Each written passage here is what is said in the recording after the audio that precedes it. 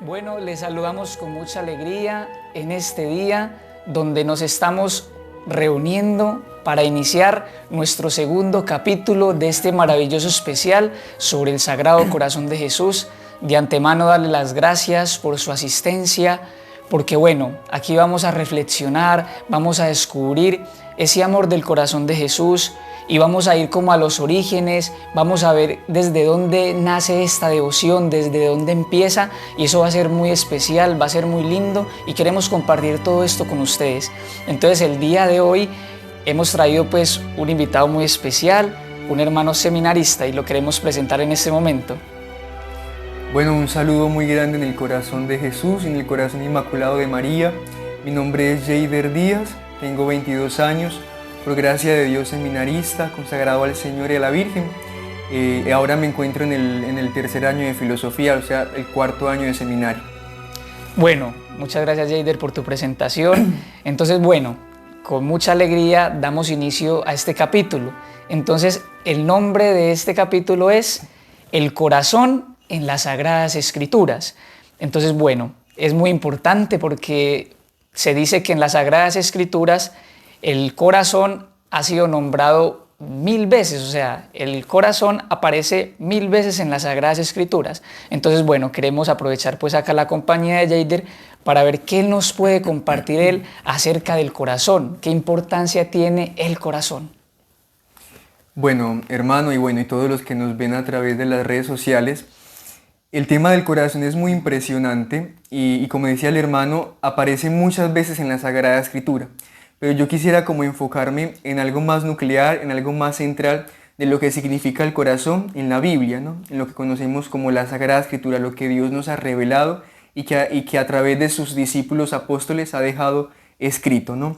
Entonces, en primer lugar, bueno, sabemos lo que significa el corazón, ¿cierto? En sentido físico, es un órgano físico que tenemos, pero además la Sagrada Escritura nos da un significado mucho más trascendental, un significado más profundo, si se puede decir de esta manera, y es la fuente de la vida. La Sagrada Escritura se refiere en muchas ocasiones al corazón como la fuente de la vida, la fuente de los sentimientos, la fuente de los afectos, la fuente de las emociones, tal vez, ¿cierto? Por precisamente esta unión que tiene el corazón con el alma, ¿no? Entonces podríamos demostrar esto con este pasaje bíblico que es Proverbios 4:23, donde la palabra de Dios nos dice: por encima de todo, cuidado, guarda tu corazón, porque de él brotan las fuentes de la vida. De él brotan las fuentes de la vida. ¿Qué quiere decir esto? Esto nos quiere decir que lo que yo tenga en mi corazón es lo que posiblemente yo vaya a reflejar a las demás personas, ¿cierto? Por ejemplo, si yo tengo en mi corazón guardado y acumulada envidia, eso es lo que yo voy a manifestar al prójimo, es lo que yo voy a manifestar a las personas. O por ejemplo, si mi corazón está rebosando de alegría, si está rebosando de generosidad, esa alegría y generosidad, como somos una unidad de cuerpo y alma, eso que hay en nuestro interior, en lo más profundo de nuestro ser, se va a reflejar afuera y va a manifestar esa alegría precisamente, esa generosidad y esa sonrisa a las personas que están cercanas a mí, ¿cierto? Por ejemplo, esto se puede expresar con una cita bíblica que es muy conocida por nosotros cuando vemos que el Señor muestra, por decirlo así, su temperamento o su carácter, ¿cierto?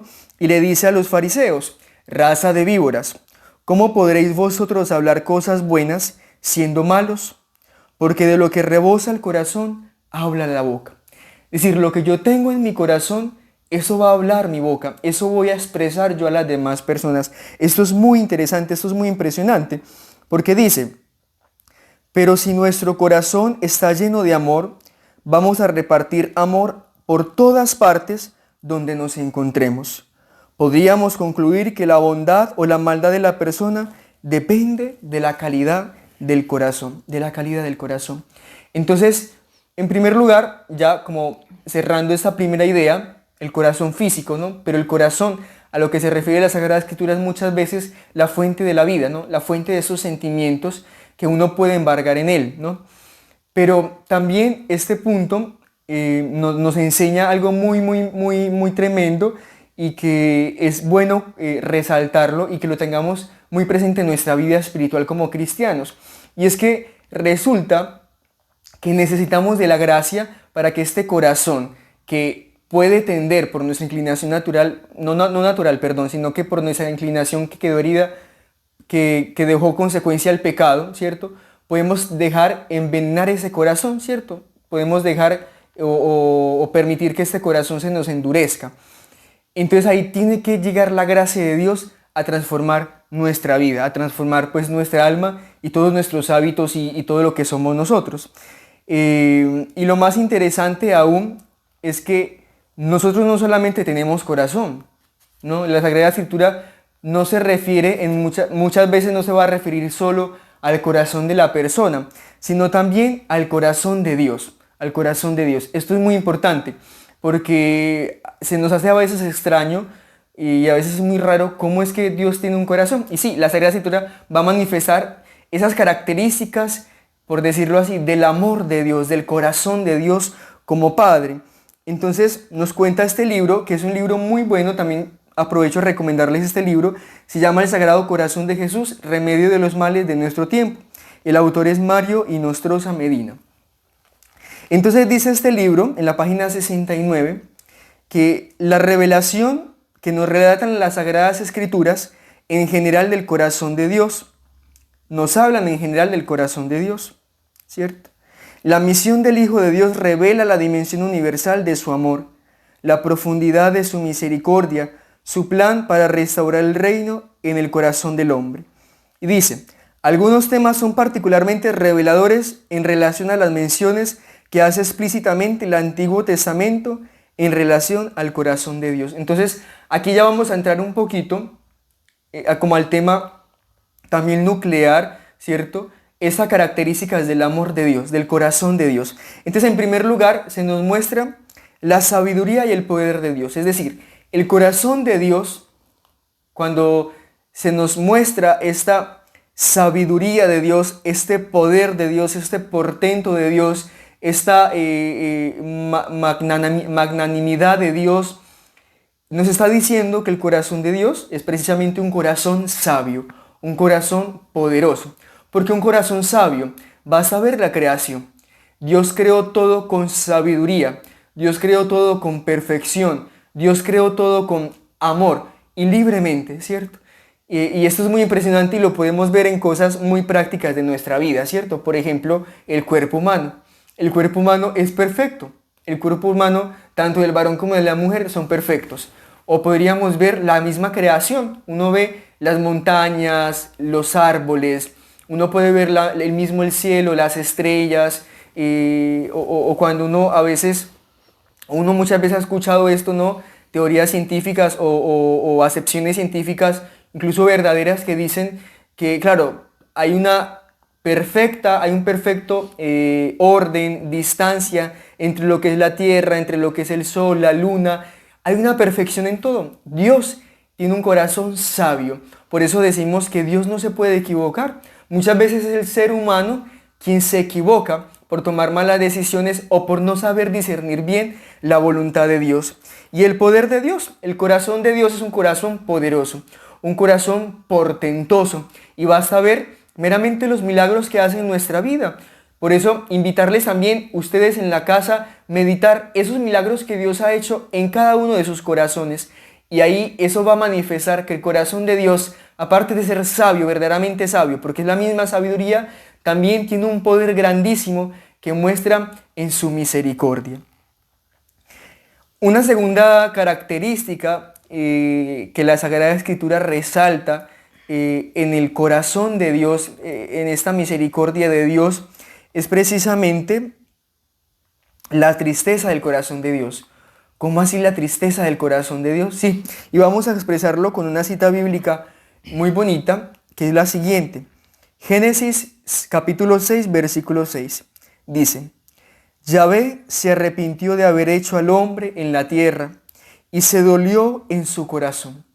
Esto es muy interesante. Se dolió en su corazón. Dios se entristece al ver que esa obra perfecta que había hecho, había dado la espalda a su propio creador, ¿no? El hombre se volcó hacia sí mismo y dejó de lado el amor de Dios, este diálogo profundo con Dios, hasta tal punto en que dice, Yahvé se arrepintió de haber hecho al hombre, se arrepintió de haber hecho al hombre. Y continúa el texto, viendo pues Yahvé que era grande la maldad del hombre sobre la tierra, y que todos los pensamientos de su corazón se dirigían únicamente al mal todos los días, ¿cierto? Y se entristeció su corazón. Es entonces cuando el corazón de Dios comienza a sufrir, tanto que lamenta haber hecho al hombre en la tierra. Pareciera como si la tierra hubiese estado mejor sin el hombre. La tristeza de Dios es concretamente por la maldad del corazón humano. Es decir, esto es muy lindo meditarlo y ponerlo en nuestra meditación, como en la oración, ¿no? Que nuestros pecados y nuestra falta de amor entristecen verdaderamente el corazón de Dios. Lo entristecen, porque precisamente Dios, nuestro Padre, nos crea para la felicidad. Y es el hombre quien se empecina, por decirlo así, se empeña en darle la espalda a Dios sin hacer su propia voluntad. Pero más que esto, más como el que Dios se arrepiente de hacer el hombre, es ver lo que el hombre puede hacerle a Dios. Tanto que la Sagrada Escritura manifiesta esto de Dios. ¿Qué te he hecho yo, oh pueblo mío? ¿Y en qué te he agraviado? Respóndeme, ¿no? Es como ese reproche amoroso que Dios hace al hombre. ¿Yo qué te he hecho? ¿En qué te he herido? Respóndeme, pueblo mío. Si yo como padre te creé para la felicidad, si yo te he dado todo lo que necesitas, ¿por qué tú me has respondido de esta manera? ¿Por qué me has respondido de esta manera? Pero lo más lindo es que Dios no abandona a su pueblo. Dios no abandona a sus hijos. Dios no abandona a sus seres que ha creado, ¿cierto? Una tercera característica del corazón de Dios que nos habla mucho la Sagrada Escritura cuando habla del corazón propiamente de Dios, ¿cierto? Es precisamente la ira de Dios. ¿Cómo así la ira de Dios? Y esto lo va a expresar con una cita bíblica que es Jeremías 23, 28 al 29, ¿cierto? Y dice así, el profeta que tenga un sueño, cuente el sueño, y el que reciba la palabra mía, proclame mi palabra con fidelidad. ¿Qué tiene que ver la paja con el trigo? Dice Yahvé.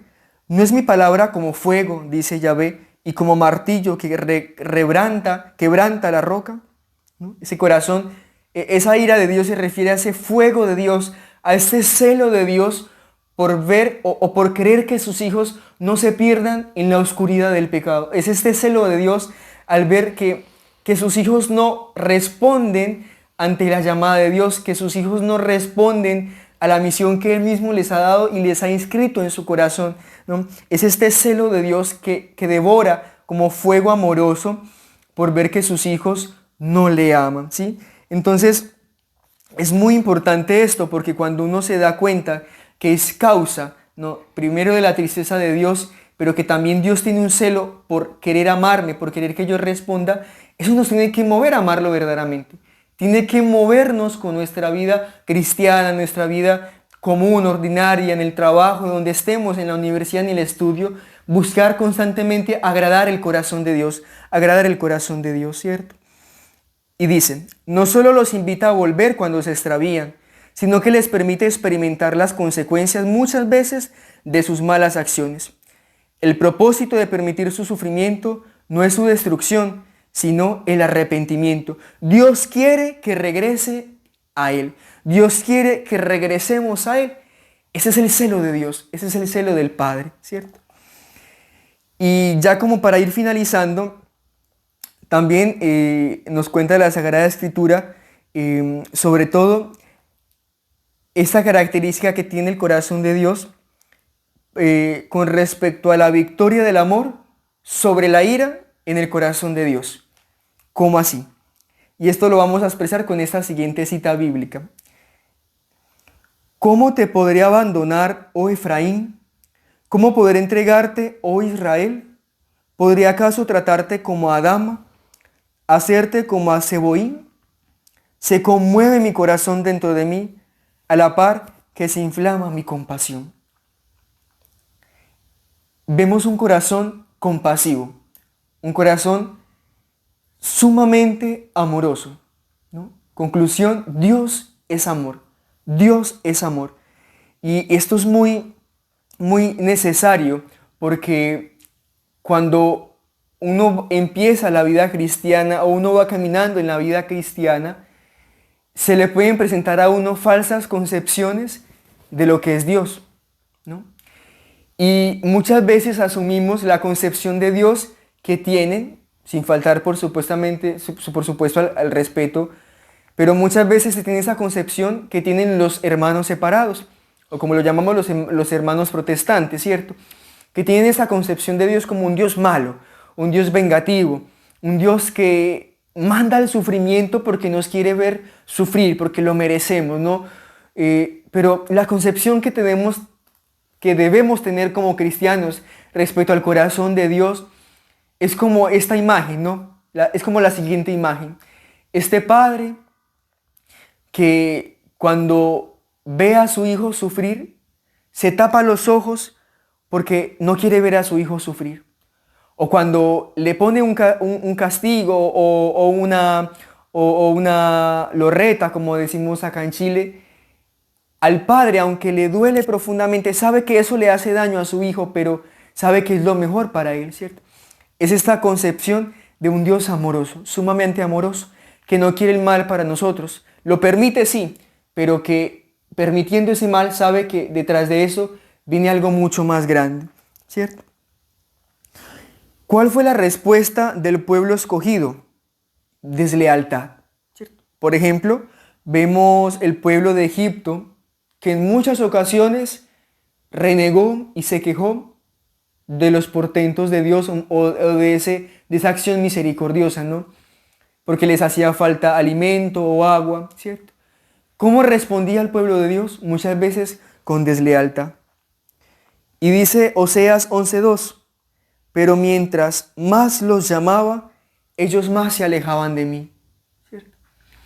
Es como muchas veces la posición que toma el ser humano respecto a Dios.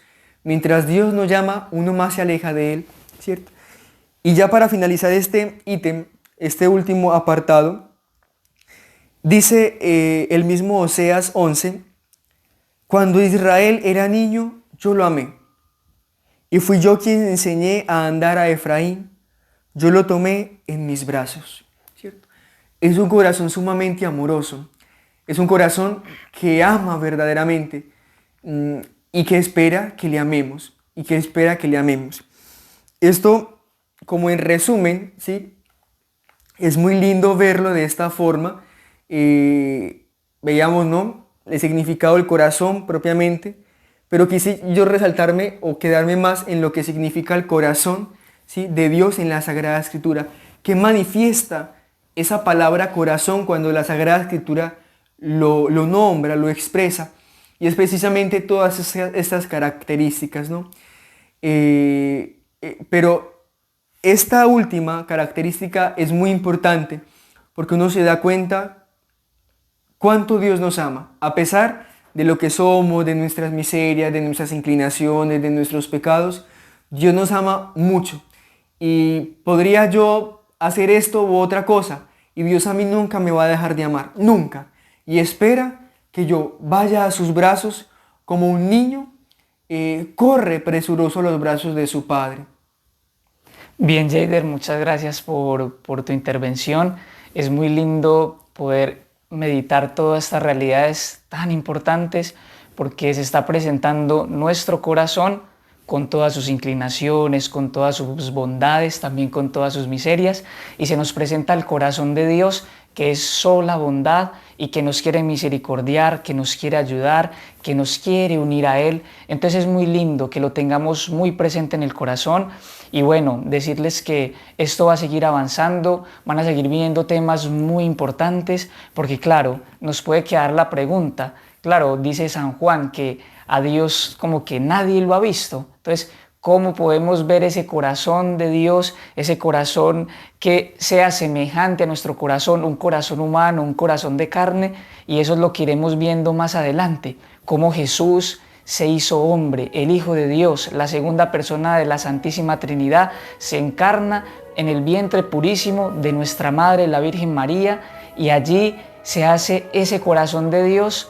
Toma un corazón de carne para amarnos, para mostrarnos su misericordia. Entonces los seguimos invitando a que sigan unidos a este curso tan especial y podamos descubrir juntos ese corazón de Jesús que se ha revelado. La Virgen les acompañe.